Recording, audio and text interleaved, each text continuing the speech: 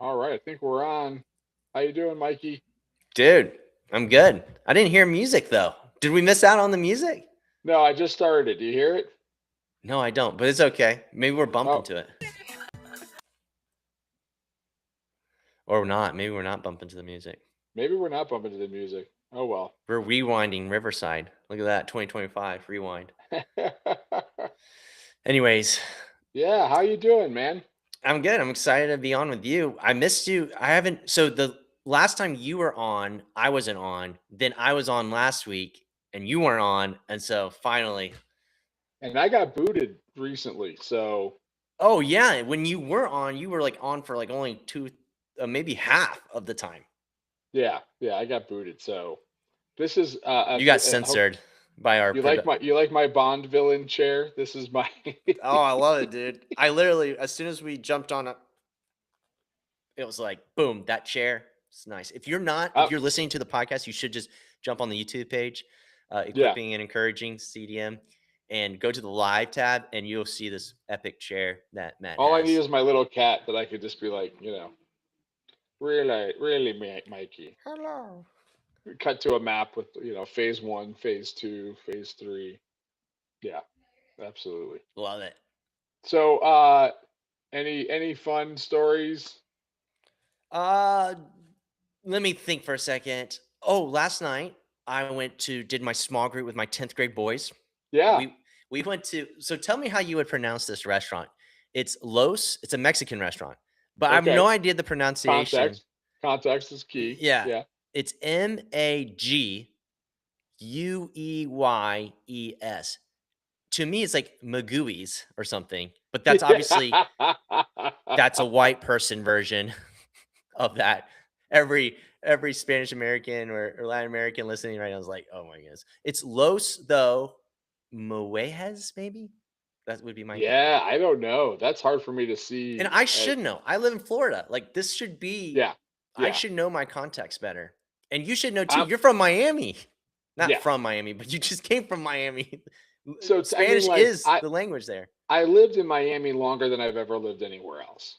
Right. So that makes you, So there's a funny point in your life where like things tip, and you're like, oh, I've done this longer. Yeah. But there is, I'm gonna butcher this. I'm not even gonna try to say it, but it's like there's a restaurant here in Colorado Springs that has like a Los or something like that in front of it, and then it's 100% an Irish name. And it's so confusing to me. I haven't been in there yet. I can't wait to go. but it's a Irish restaurant or a Mexican I restaurant, you don't said? know what it Oh, is, you don't but it's know. like I'm not It's saying this is what it is, ambiguous. but it's like Lost Murphys or something. I'm like there's no misinterpreting the second half. Yeah, the It's first word is los from, yeah, Spanish. Spanish, The yeah, second and one is an Irish last name. 100% Irish last name. And I'm like, that looks like fun. I need to go check that What if out. it's a Spanish or Mexican Irish mix? Like it's a pub, Irish pub with Mexican food. That would honestly kind of be a beautiful marriage, I feel like. So there is. I have never been there. I've never been to this city, but there is 100% a Irish pub in Las Vegas that is Chicago Bears themed. It's beautiful. Do the math on that.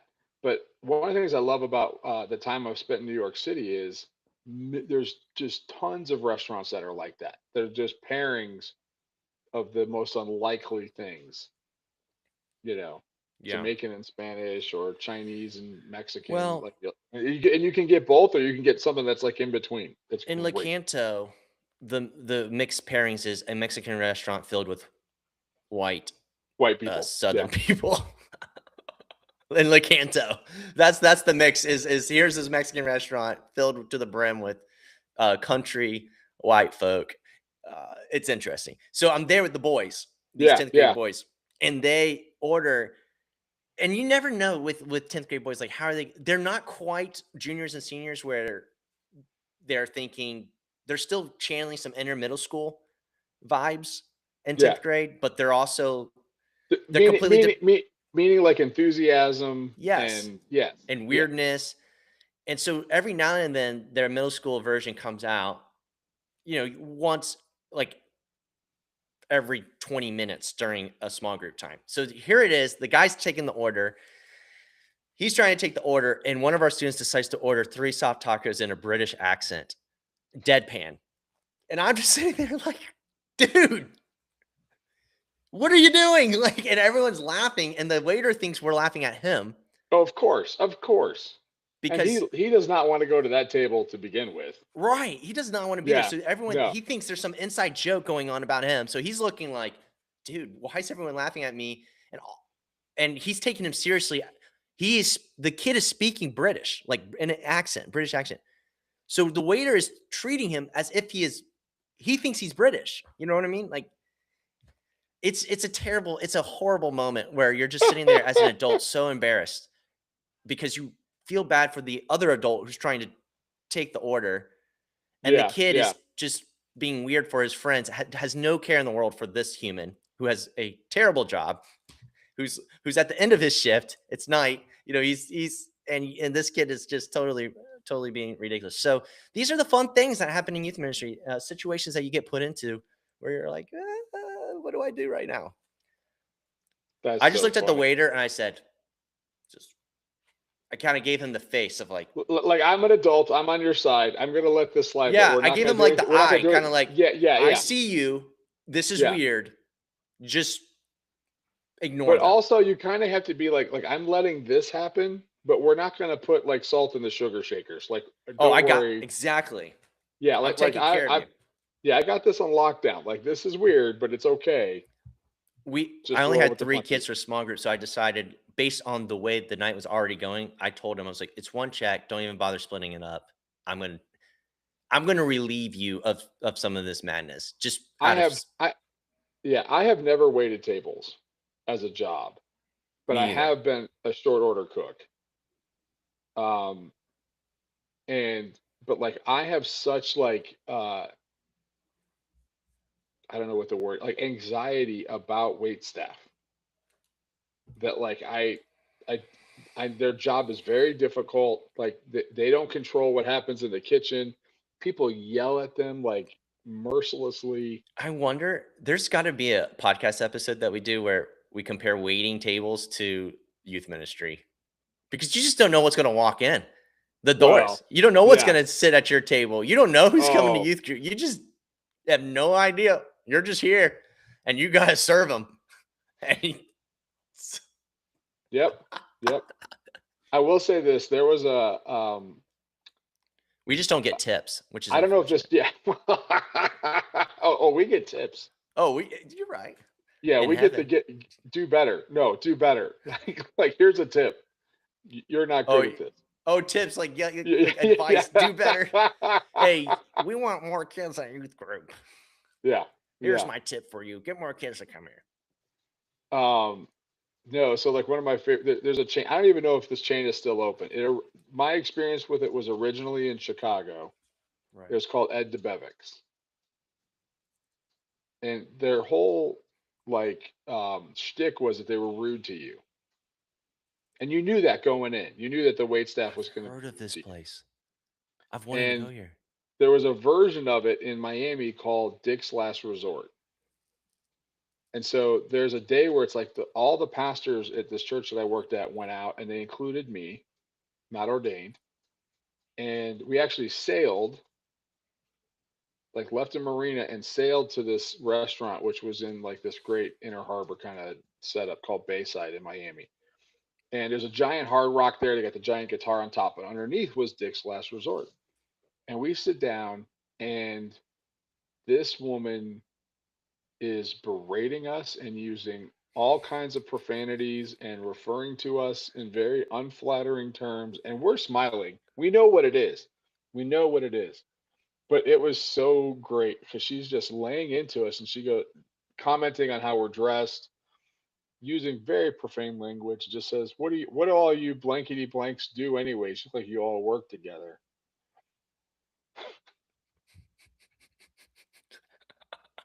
And I don't know which one of us said it. We're like, yeah, we're all pastors. And Ah. the color just drops. That's the moment where you're like, I can't wait to tell people I'm a pastor. Yeah, like most Usually, of the time. Yeah, yeah. exactly. You don't like you're at the checkout line. You don't want to freak people out or whatever. But that was like delicious. It was so perfect. Did she continue with the cussing and the shtick? I hope she did. Well, no, she was mortified. And she's like, "Oh, I'm going straight to hell." I'm like, "No, listen, you're fine. We know what we're coming into. You're not offending us like at all." But it was so much fun.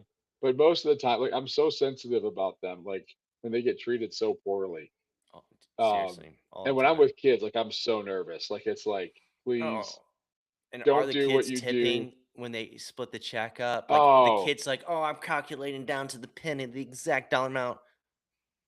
You never know, man. I would You always never rather know. put it on the card. You guys give me all your cash and your pennies and your Yeah, and I'll take care of it. I'll make sure she gets tipped or he gets tipped. we have a snack bar and we like at night the kids could get stuff. So we had middle school last night, and this girl wants a candy, and she hands me a $1 bill, like all like tiny folded up, and I'm like, what are you doing? This is and it used to be the worst thing at the Apple store when I was in seminary, and like kids would come in, little kids, to buy like an iPod Touch or something, and all of their singles are like in separate individual balls. They give it to you, and you gotta like flatten out, Flatten them out. I used 200. to. My youth pastor would take me to Chick-fil-A. I would come with only change, solely change in a Ziploc bag. We would be ordering a Chick-fil-A number one meal use, and this is why I know it was $5.11. And I remember the day that it turned to $5.21 because I was 10 cents short. And I'm sitting there like frozen, like I don't know how to pay this person. Yeah, I don't know yeah. what to do right now. Like I'm in sixth grade. I got all Mhm. these nickels and dimes and quarters from my siblings, piggy banks. Here I am, a thief trying to get Chick-fil-A. I'm 10 cents short. So they usually would take care of it if that happened. But Yeah. I mean, I can't imagine being in line behind us at Chick-fil-A, like the Oh, yeah. adults, other adults trying to being like, here is this group of punk kids trying to get food. And all they're doing is making fart noises and laughing and giggling. Oh, and that's every trip. When you stop for, like, lunch from camp or retreat and you invade some fast food place, Oh, I and I call the people ahead of time. I call the restaurants. do you really? So this I've is never something done that. I've been and they always thank me because they're like, "Oh, we just started dropping chicken." Usually it's always Chick-fil-A that I try to do because they're pretty quick. Sometimes we do Oh. Zaxby's or things like that. But usually I call them and say, "Hey, we're coming. We're an hour away. It's going to be 30, 40 people in a very short time period. Just so you know." Like, You seem to have a better like, I tend to be like, we're on the road, it's like, "Where are we at? Are we?" 'Cause it's like, I'm usually like 15, 20. mhm, And it's like, are we hungry? Do we want to stop? And it's kind of like, oh, let's see how far we can get. I usually don't have like that's where we're going. right. So that's smart. That's a great tip. If you're listening, if you You can should plot call it the out ahead, restaurants. call ahead. Also, you're only allowed, here's another quick fast food tip. You only allowed to go to the register once, Yes. because that's what'll kill you. They The go back kids, like, they order like parts of a meal. Like they're like, "Oh, I yeah. just want chicken nuggets," and then they're like, Well, no, it's "Actually, always this. They want to go back and get a shake, oh, and milkshake, that'll yes." just that's the worst, absolute worst. Because then that's coming into the car. Then what do they do with the cups? There's not that many cups Cup holders holders, for yeah, yeah. 20 milkshake people. Well, it's the milkshakes just take forever. It doesn't matter. Chick-fil-A, McDonald's, doesn't matter. Absolute worst. There's one milkshake machine, and to make 20 of those in a brief period of time is quite. They probably have to like pour new formula in as they're Yeah, making them yeah. for.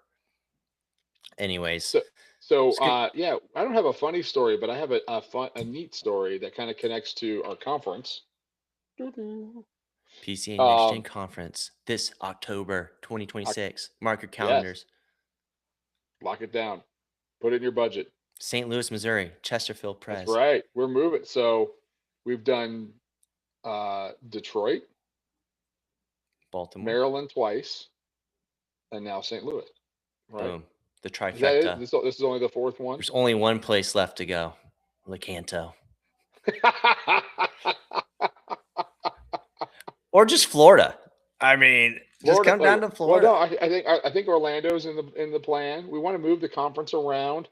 give you more opportunities to come and Heck for yeah. different groups, but you can still get in on the ground level. But there was a workshop at the last conference that I did not go to, but my middle school director went to, and walked in on Sunday night, and we played one of the games from that. Like, it was just like a games workshop, just like what are some people's favorite games, and it was so much fun watching our high schoolers, and they were crazier than the middle schoolers because we played it on Wednesday night with the middle school and we played it on Sunday night with the high school, and it was marshmallow golf,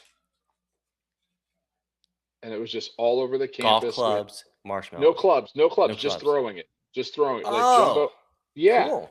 jumbo marshmallows, like set out a course. We had a course going two different directions. So we had some go one way, some go the other, and they crossed. And it was so great because it was one, I like watching high schoolers act like kids, like being, just have fun and kind of cut loose. And every kind of kid was all in on this game. Like, you play dodgeball, you're going to get some kids just sit on the side and tap out. Uh, Everybody was playing it with the same level of kind of like enthusiasm, vigor, and even competitiveness. And it was just funny. I mean, so marshmallow golf. I don't know which one of us put that game in the workshop, but it was a huge success. It was great. Yeah, I love that. It would be kind So of fun Mike, to hit some yeah, marshmallows with a golf club. Now that I might try that at home. you got to go with a Fisher Price golf club though. Don't go with a Can't be real. It's got to no, be no, no, no, Fisher no. Price. Like a Nerf or Nerf, yeah. yeah. Pool Well, Nerf. Mikey, we actually have something kind of exciting. We have a mailbag question. We have a question that's Mailbag. come to us. Even though we don't have mail or mailbag, we have a question that was brought to us through a friend. Heck And I yeah. don't know the name of this person, but he does next gen ministry in the greater Atlanta area. And I foolishly let my phone go to sleep, so I don't have the question in front of me like I Wake did up, earlier. phone. Wake up, phone. We want to hear from you. You tell us the truth, phone. So basically, what the question was, Did you wake your if phone you, up? I did, but Okay. I'm not going to hunt for it again. If you're doing ministry in an area where like your church has lots of schools, lots of Mm, different kinds of schools mm. represented in your youth ministry, how do you build community I think when that's you gonna have to have be a Matt Hedinger question because that is not my area. Our area is lacking school diversity. yeah, like what is your setup? Do you have, is it like one high school, one middle school, or like It's one or two? you pretty much have three school districts called, and they're based out of the towns. Like there's Lecanto, there's Crystal River, there's Inverness, and Yeah. based where you live, you just go to those places. Now we have a school on our campus, and our school on our campus is about 700. It's a Christian school, so that Wow. keeps us busy resource wise in and of ourselves. The high school about 200, a middle school of about 100, and then the rest is grammar, preschool, all of that.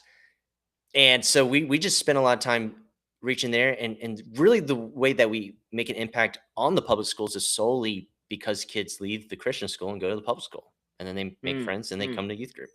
So that's Right. sort of how it works out for us with the public school setting. But our diversity is really minimal, and it's definitely a problem in the sense that Christian school kids are very cliquey and the public school kids are not.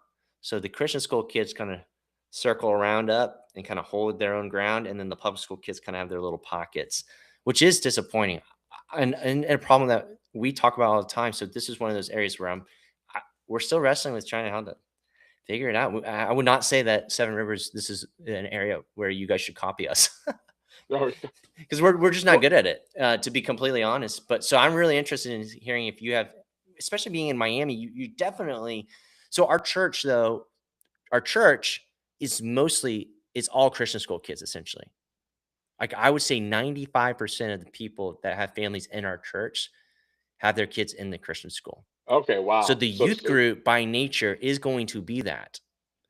So that is, I don't want to say this in a negative way, but there's a homogeny in the church as a and whole, there's a which is kind of unique it's because unique. Yep. usually you'd have like homeschool, public school, Christian school, and then maybe even for Christian school And what's slash private school. and what a lot of youth groups get to be is what's really cool is those kids grow up doing Sunday school together. They grow up going to life groups to their parents' houses Yeah, together, and the only time they see each other is at church or at youth group. That's not the case for us. Our kids see each other all day, every day, and then to go to youth group to see each other again, they're kind of like, I'm kind of tired of y'all, if that right, makes right. sense. So they Yeah, bring that fatigue. energy to youth group sometimes. So there's a cool thing in the sense like all of life is encompassing, but then there's the hard thing too of like you're in a small town, everywhere you go, all the same people are there all the Right, time, right, 24/7. right, So to go to church is just to see those same people again that you see on Monday, Tuesday, Wednesday, Thursday, Friday. And so there's not this excitement that comes with, I think that I've encountered at other churches where it's like, oh, there's kids from all over the community going to different schools. And the only time they get to be friends and hang out is right now at church or at youth group, if that makes sense. right, right. So, but that's obviously small town problems, probably more, and But also I'm having a kind of bigger shocked. Christian So school. so like little to no homeschool. Very, very minimal Wow. amount of homeschool. Even though I do think homeschool is growing and becoming popular, I feel like the homeschoolers in our community go more to Baptist churches in our community, Okay. if that makes Gotcha. sense. We Yeah. do have a few homeschool kids, but I would say, I probably would say five out of a 1,500 member church. There's probably five families Yeah. that are in homeschool. That's like, 15 people, 15 kids maybe.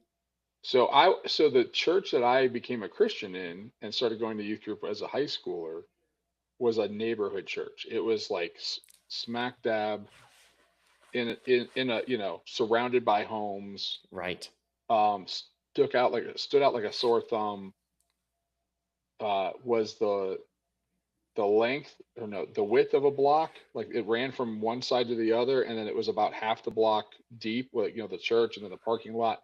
It was kind of like idyllic in that sense, like um but it was a hard working class blue collar neighborhood, midwestern, not a lot of um in a wealthy neighborhood. The difficulty with the gospel is I don't have any felt needs, right? But Right. in a hardworking neighborhood, it's like I'll take care of myself. It's a there's a barrier there, but it's not. They have felt needs, but There's it's more pride. bootstraps, self reliance. That's one of the things you're working against. So, but like most of the kids in my youth group went to one high school. There was a couple other high schools in town that people went to, but those families were kind of like maybe like committed to that. It was a PCA church, so they were kind of committed to that doctrine. So it didn't matter where they lived, right? So, but for the most part, it was a local neighborhood church. Um, where I served in college was also because it was on a mountain, so it was Lookout Mountain Pres. I felt like it was pretty much. I don't know that people were coming up the mountain to go to Lookout Mountain Pres. And my kids, like, that was a great neighborhood. They're very close, very fun. And one of the kids, his dad was an ER doc and was like on the Cave Cliff and Rescue team. And he was like just a great guy, real outdoorsy guy. But like everybody just walked to his house when they were busted up, and he'd stitch you up in the. And this is like in the late '90s, like it wasn't the '50s. Like it sounds like Mayberry, but it was kind of had that vibe. Um, but everywhere since then, I would say both churches in Florida, even in Maryland, it was a little bit bigger, broader scope, and definitely more diversity in approach, like homeschool, private school, public school. Miami, it was all over the place. And I would say that the first church I served at in Miami was what I would call a regional church. Like we had kids all over the county, all over the place, quite a distance. And it was really, I mean, like, it's hard in those contexts. Like, where are you going to go for events? What church, what high school are you going to go hang out? It's hard. It's tough to navigate that kind of stuff. But I would say that I didn't learn this. I kind of did some of it instinctively, but it was actually a kid that when I was leaving my first church in Miami, and we had a lot of time to process with the kids. We told them way ahead in advance, and so we could kind of help them learn to articulate. Well, when the adults ask you what you want for the next person, you can have some language. And so they really helped me develop my ministry as we kind of debriefed the 9 years that I had been there, 8 or 9 years. And this one kid, he said it's so great. He said, um,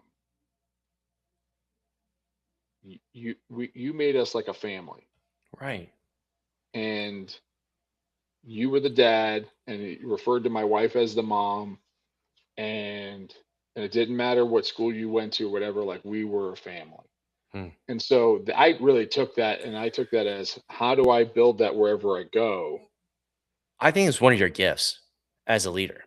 To personally, just to say that, like that's Oh, a. I think you have a natural ability of creating whatever arena you jump into and are part of. You create a dynamic of family, which is, I think, a spiritual. I don't know what you would call it, but a spiritual thing that you have an ability to do. So, but I'm so curious how. Like I'm like, okay, how do I take some of this Matt Hedinger and wow. use it in our context of creating that kind of dynamics of family? Does it come from vulnerability from you, or does it come from being able to figure out how like to attune yourself to every kid's needs? Because I'm like, man, I don't know if I can do that, right? Like every like they're Yeah, like like your own. What I'm is kind of it? like blown away by that, and I wasn't. Gosh, I didn't think about that as being like such a specific to me. But as you said it, oh, I'm going to get emotional. Um, my mom lost her last sibling. She's the youngest of seven, and the last one passed away. And next weekend, I won't be on. Next week, I won't be on the show because I'm flying to Florida to. I get the privilege of doing her funeral. Right. And what's incredible about her, she was a very genuine Christian, Mm, and so it's a pleasure that I get to, right. you know what I mean. I don't have to dance around, No. and it's some I've done. You do funerals for people you don't know, and it's hard, and people that Yeah. weren't Are they a believers, and it's believer? hard. Yeah. Yeah, but this is like my aunt that I love. That really, you know, my whole sermon's going to be like how she made Christ visible to people by who she was. But her mom, my grandmother, both of them kind of exemplified this. And it was this idea of like their definition of family was very, very broad. Hmm. So I was raised in a family that my grandmother took in over 270 foster kids, some of which became family by emotional adoption, not That's legal adoption. amazing. And That many foster kids. I genuinely did not You're understand why running one youth of my ministry, dog. well, I wasn't, she was. I was just a Yeah, kid. you're watching her though. I watched her do it, and like this is how found family it was. I did not understand that it was weird that only one of my aunts was Puerto Rican. Like one of the people that got adopted into our family that I called an aunt to this day Hmm. was Puerto Rican, and it was like it didn't that didn't register that she Right. was not a biological aunt. Do you Right. know what I mean? Because Yeah. it was just that was it. That's Aunt Joy, and Does she know she's Puerto Rican? she does know she's Oh, Puerto okay. Rican. Yeah, yeah, yeah. Have you heard of those crazy stories where people realize, Oh wait, yeah, like the I'm not white or whatever it is? I can't remember. yeah. I had a friend. Oh, I had a roommate. He was in college. He's Asian No. American. He did not know he was Asian American. His mom and dad told him in college. And we looked at Oh him wow. like, dude, you're Asian American. We knew Was that. he Just adopted? I think yes. Yeah. So it's that kind of concept. Yeah. So that's the point. Like Sorry, that's a funny adoption. story. Please don't hold No, me. no, no. But that's it. Like I grew up in an environment where adoption was um, not like just kid adoption, but like people adoption. So a lot of my aunts and uncles got divorced. That never severed the relationship with my grandmother. Like all those Wow. people were still Part of the family. under her care and Even in through the her. brokenness and messiness. Yeah, That's pretty yeah. sweet. And one of the things I was super proud of was she was an underground refuge for battered wives and children. And what that means is like the police, because her daughter was a cop, my dad was a cop, her Right. son-in-law. I don't know if that's how it got worked out, but the cops knew in really bad cases, or if the shelters were full, they could take people to Jenny's house, and she's just a woman with a house. That's all she had. But she's obviously not listed as a shelter anywhere. So someone with malintent couldn't look her up and go check and see if their spouse was there. Right. And I came home from school one day to find a classmate and his mom living at my grandma's house. Wow. And that's just one snippet. So I do think that there's like this. I think it's biblical. I mean, it's 100% based on her faith in Christ and how she lived that out. So okay, I do. That's interesting because I never thought about it, but I do think that's a big part of my DNA. Your Was that story, your life, yeah. family was a very big word, It wasn't just very big. biological, it Absolutely not. crossed all boundaries. Race, ethnicity, culture. She Yeah, took in refugees from all over the world. I right. I learned how to play soccer as a little kid from an Afghani named Obe. Yeah. Like that's just wild, and So you if don't know it's wild till you're out of it. so if this question sort of lands in the sense like what does it look like to help people coming from different like high schools clearly, right? Am I Right, getting the right. question right? Yeah, With absolutely. Yeah. different possibly different locations, areas where they're growing up, they're playing on different sports teams, they're doing all things different than each other to like become a family. It almost feels like, and I could be grossly reducing this. So Matt, Yeah. but to nutshell it a little bit, it's like there's this mission that your grandmother had, right? Your grandmother Hmm. that your whole family participated in Yeah. because you're just knew her and you guys treated and encountered that as family. So it's almost as the youth pastor, like, can you create a mission of what looks like a big family welcome, that they're all participating in? Whether that mission is like, hey, we're going to be a youth group that isn't defined by these high schools, but we're going to be people that do Yeah. service projects, or we go to on these mission trips, or we serve in children's ministry, or we like there's this mission that we all have together that we participate in. For you was So to welcome these foster kids, the these last thing I'll say about my family is that I would say that has all been replicated by everybody that experienced it. because you lived it. Well, I'm saying all my aunts, all Yeah, my all those families do the same thing. did the same thing, Yeah. and sometimes it's annoying. Like Oh, messy. you, Yeah. we've been out here 7 months.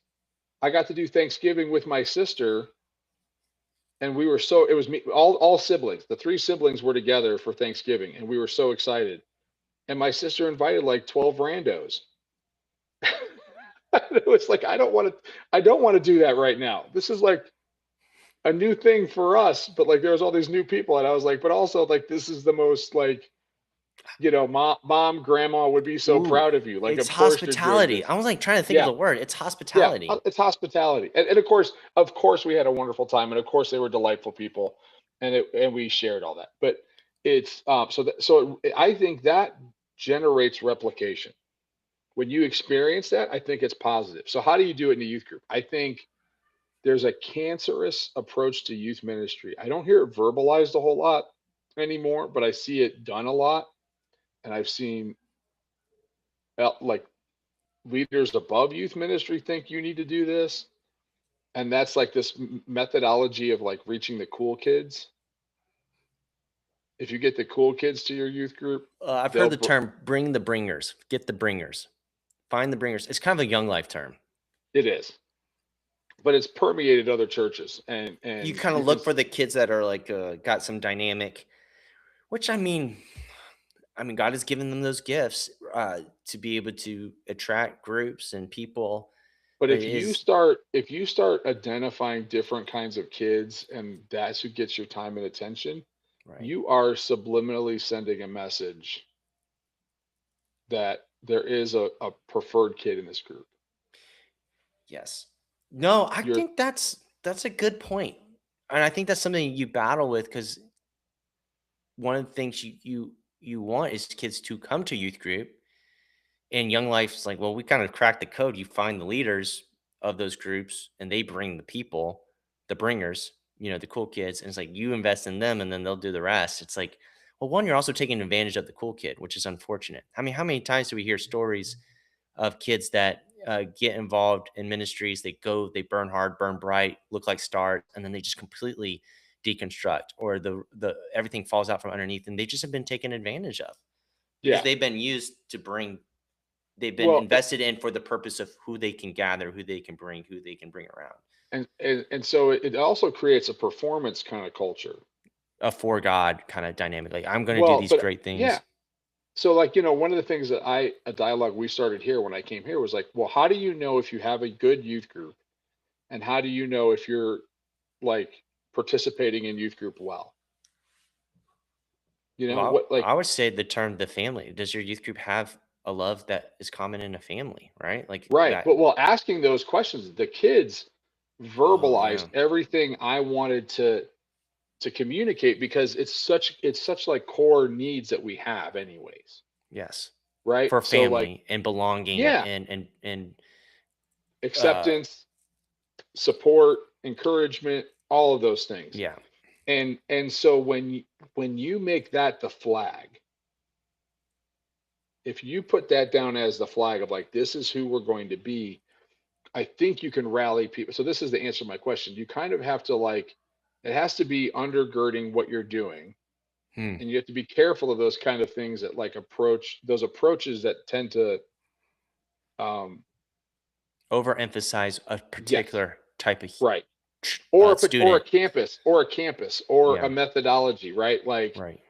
um I'm not saying this about yours because yours is like a unique dynamic, but I'm saying like, okay, well, if we have a bunch of parents from this church, I mean, in our church from this school, and we want those kind of kids, Things I've heard yeah, go to critique. that campus, but go to other campuses. Like, don't make it a one and done. And you have to create a space because, first of all, there's a lot of sense when we're teaching people how to do church, really. Yes. And none of this matters once you're out of high school. There's no church that's like done that kind of demographic way. So You know what? yeah, Sorry.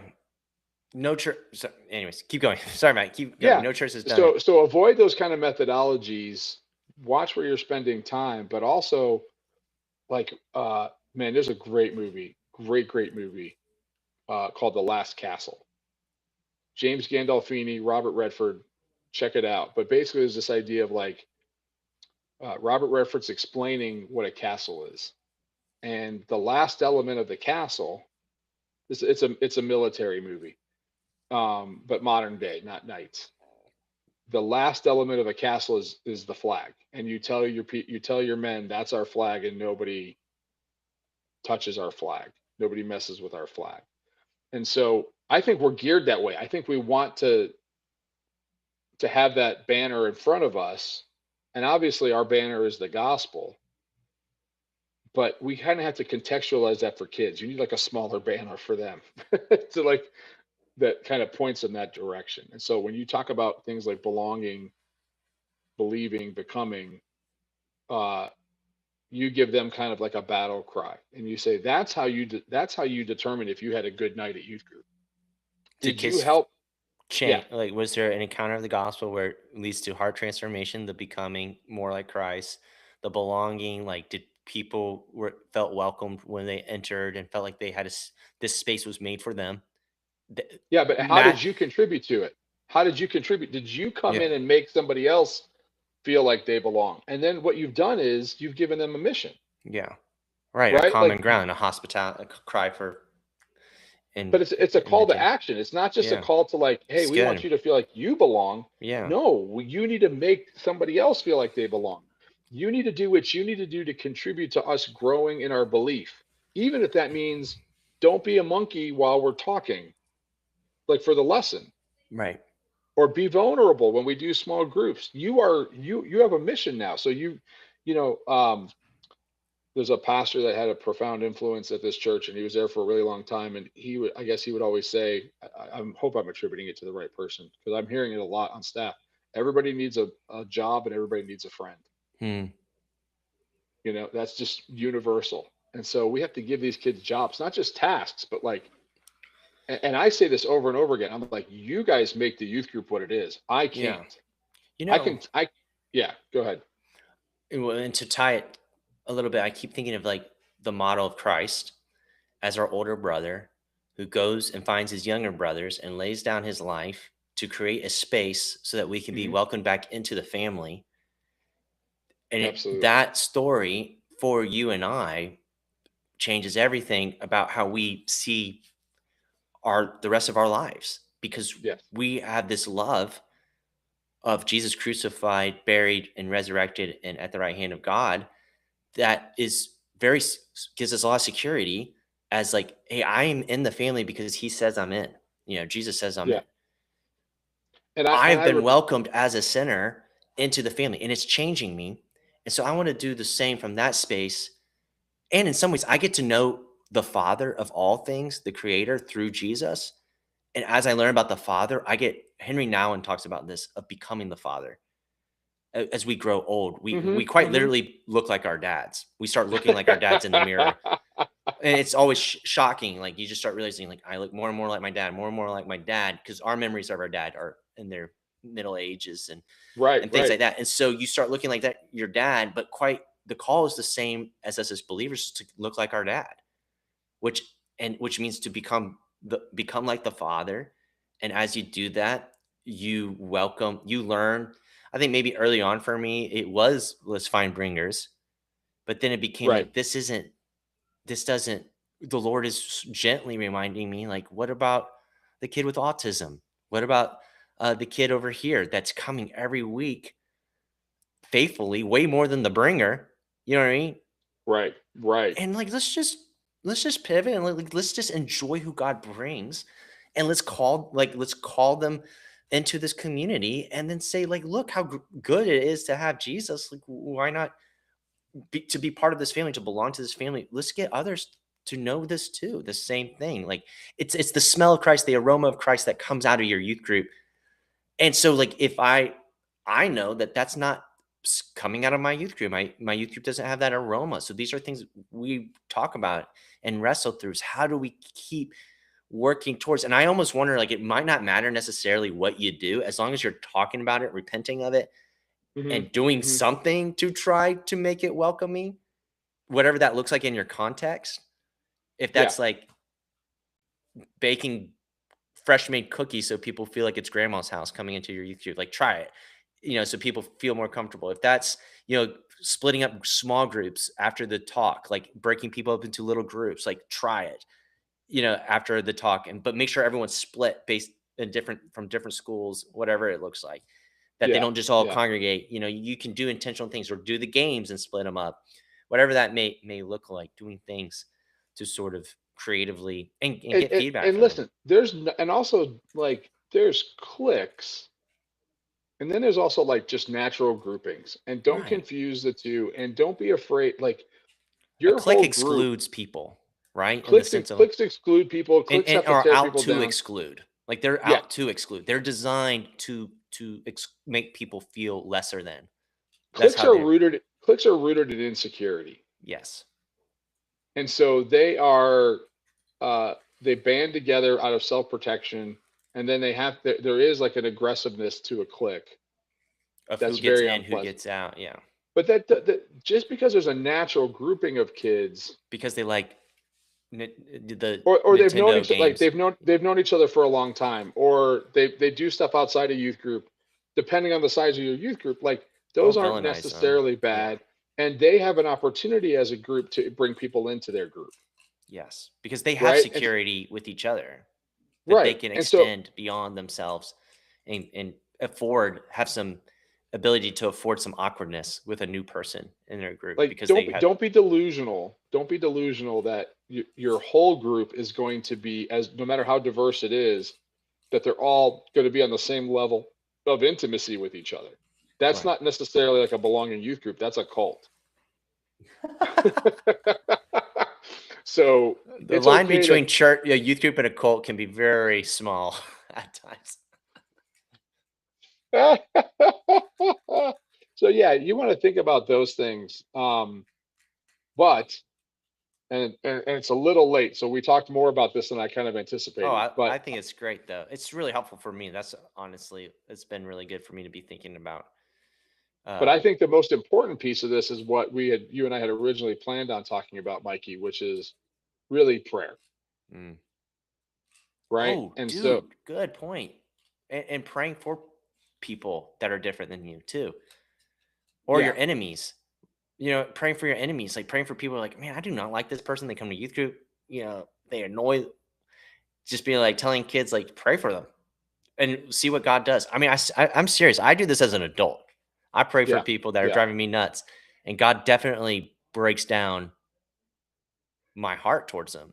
I'm praying for them now. Like something changes in that action spiritually. Well, and even so, we're kind of I'm throwing around the format, but I'm going to pivot with this. And there's a verse that I wanted to share and encourage you guys with, um, and that is from Philippians 1:9, and it says, "It is my prayer that your love may abound more and more Hmm. with knowledge and discernment." And so, where does that come from? Where how does that happen? Paul Paul's ministry to the Philippians, even though he's not there while he's in jail, It's for them we to want grow if closer. yeah, if we want our kids to love each other more and more, we should be praying for them to do that, Yeah. right? That it should be our prayer that their love may abound more and more. That they're grasping and understanding the love that Jesus has for them, that God has for them, and that their love would grow for him and that their love would grow for one another. And I listen, I of sinners, I am chief. Hmm. I really, really struggle with this because I am a doer. And it's hard for me to sit down and pray. And I'm probably the guy that prays after things don't work. Right. And that's embarrassing. And I don't like saying that on this platform. But um, when I say things like this, I don't say them out of, there's only two kinds of speakers, right? There's the ones that know how to do it and did it right and tell you how to do it, and then there's the ones that screw everything up and tell you how not to do it and how what they learned. I'm the latter. You're the do it Um, right and tell everyone how to do it like you, right? That's absolutely not. Absolutely not. that's not me either. Um, like my value of a youth minister is only the fact that I've lived this long and haven't died yet, and I've made lots of mistakes. I've learned. Um, Someone must have been praying for you. uh, Seriously though, probably that's how the only no, way we've 100, made it 100, is people have been tons of praying for people. us. Tons of people, So tons of people. And yeah, yeah, like it's so one of the things that I'm going to just jump into a couple of things that have been really encouragement to me to kind of resources to share with you guys is I was at a retreat with some other ministry leaders, and the question was asked, uh, what are some of your habits? What are some of your disciplines that you do to foster your faith? And as we went around the room, these are all really great people. Almost everybody said apologetically, like the way that they prayed wasn't very good, and like apologized for the way that they prayed. And my reaction to that was like, absolutely not. That's not something you need to apologize for. Like, I didn't get why they felt bad about how they prayed, but then I felt bad about how I prayed. And so we've been studying prayer as a church, and we just had this guy come and speak at our church, and so I started reading this book, which is I don't know if it's probably backwards, A Praying I Life see by it. Paul Miller. And one of the things that's encouraging me is that God actually wants you to pray in your voice Hmm.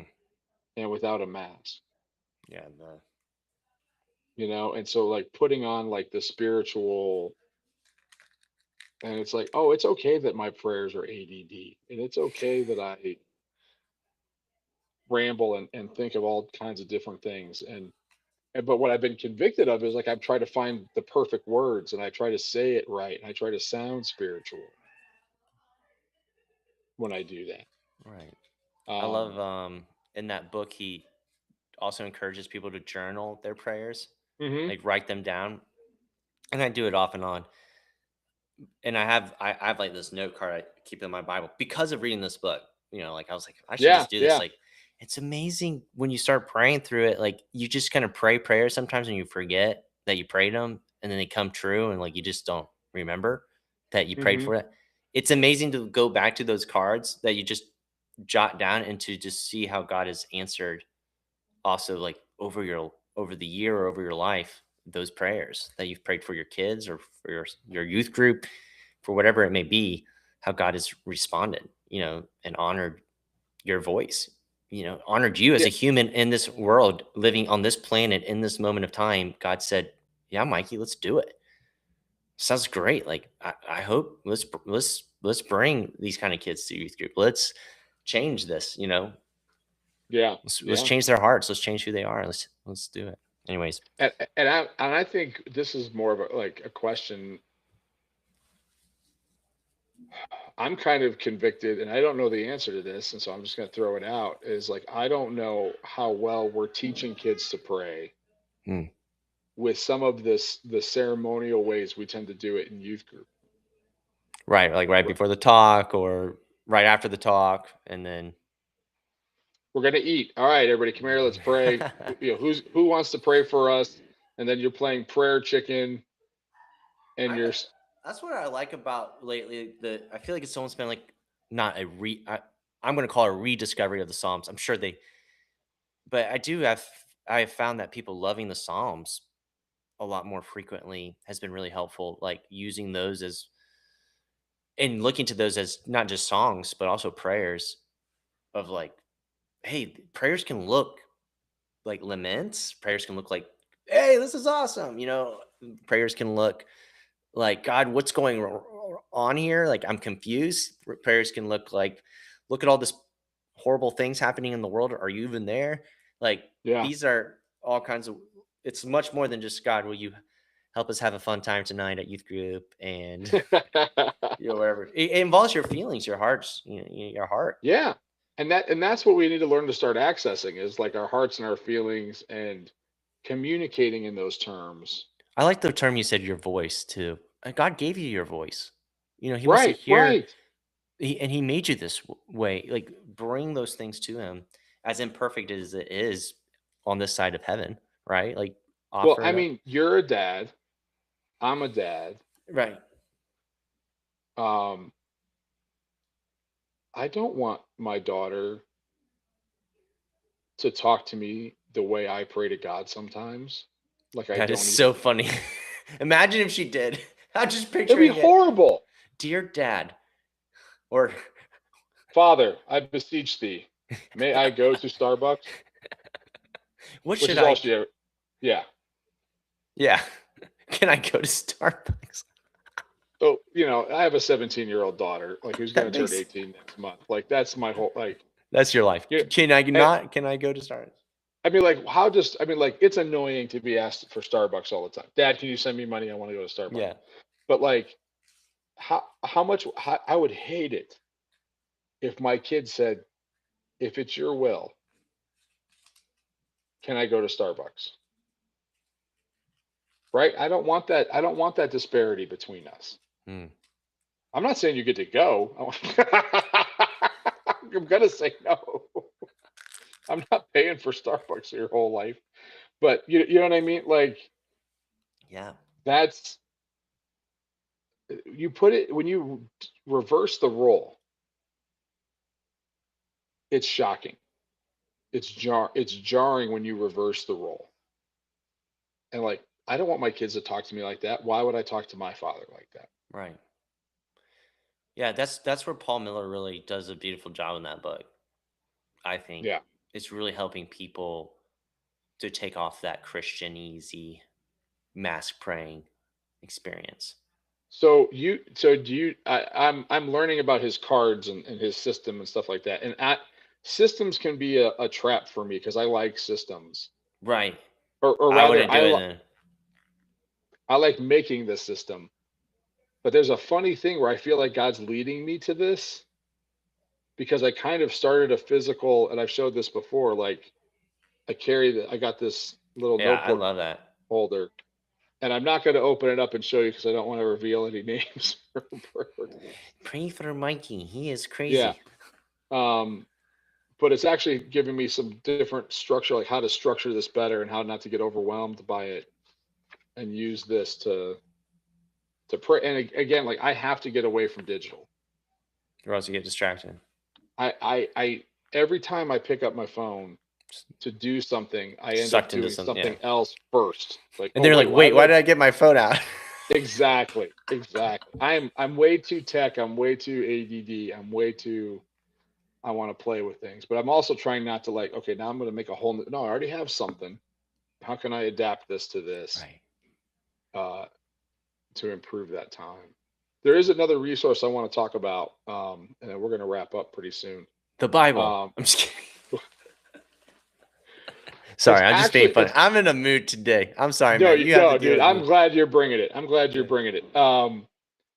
I actually misplaced my copy because I just had it out the other day, and I think somebody probably cleaned up after me and it disappeared. But it's a little book. There's you can get it in paperback, or I have like a little nice little fake leather one that I love. It's called The Valley of Vision, Hmm. and it is a collection of, and they're organized kind of by topic of Puritan prayers. And I know, like you're like Matt, you don't seem like a very Puritan kind of guy. Um, You are a I guy, liked though. it. I will say that. Thank Puritan, you. not sure, but definitely a Not so guy. much. And it sounds very unprotestant to like have a prayer written out uh, that you go to on a regular basis. But I find that if you don't have the words, if you just have the Right. burden, if your heart just kind of like feels strained, it's really great to have somebody else's words to not to as a plug and play, but as a process to go through. To read those and kind of pray those out loud and let them kind of minister to you. And so I would encourage it. Like it's a great little book. Pick it up. Uh, it's not about how to pray. It's not. It's that's this is like go slow, digest, learn about yourself, learn about praying to your Father. But that one's a great resource just to have on hand. Where like I just don't know what to say or where to go, but it kind of like breaks the log jam, and then you can kind of go from there. I think. Any other things like that, Mikey, that have been helpful to you? Like obviously you've read this book, you're familiar with it. Yeah, Any praying other life's resources? great. I think you wrote a book called A Praying Church, too. Yeah, Might be good yeah, for like a church staff if you're or your team. The really one of the things I'm grateful for is our church has kind of moved in that direction a lot more. They do like prayer nights. We do a worship night, where kids come and we pray and we sing songs and read scripture. It's not very fun necessarily, but it becomes right. very fun and kids love it. So just practicing those exercises, I think it's great to do in student ministry, even if just like two kids come, whatever, two Mm-hmm. kids came. Mm-hmm. Uh, it, it it it ebbs and flows, but it's just kind of like, hey, we're gonna pray, we're gonna bring people together, we're gonna pray for our world, we're gonna pray for our neighborhoods, we're gonna pray for our friends, we're gonna pray for our enemies. You kind of structure it how you want, and we do it 2 to 3 times a year, and then our church does it once a month on the first Wednesday of every month. So they did it last night, Oh, so cool. you can go. Those things are just habits that I think if you're looking to like get your students practicing it, just invite them over and do a night like that. It doesn't even have to be long. It could be 20 minutes, right? Like it Yeah, doesn't, yeah. or 5. Like just start. I think just start something and then see how it goes over time. That's it. I'm done. Tap. Well, and so that, all that ties into like what we kind of started talking about too, is like, you know, man, the great quote of like, there's apart from prayer, there's nothing we can do, but with prayer, there's nothing that God can't do. Right.